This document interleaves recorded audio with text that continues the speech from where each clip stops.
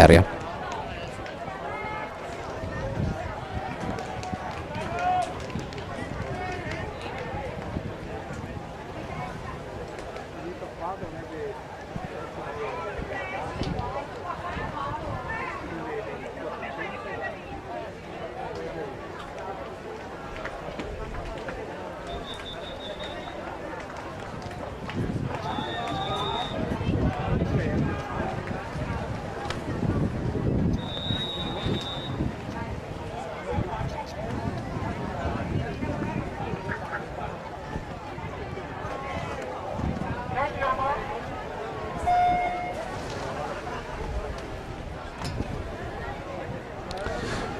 Prossima partenza saranno i 400 stile libero esordienti a femminili terza serie.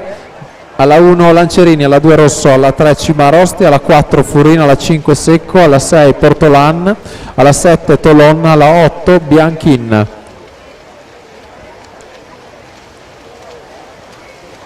Tendiamo gli atleti della prima serie al passaggio di metà gara 28.34 per Martin Bindel su Francesco Peron 28.85 e Thomas Ferroni 28.97.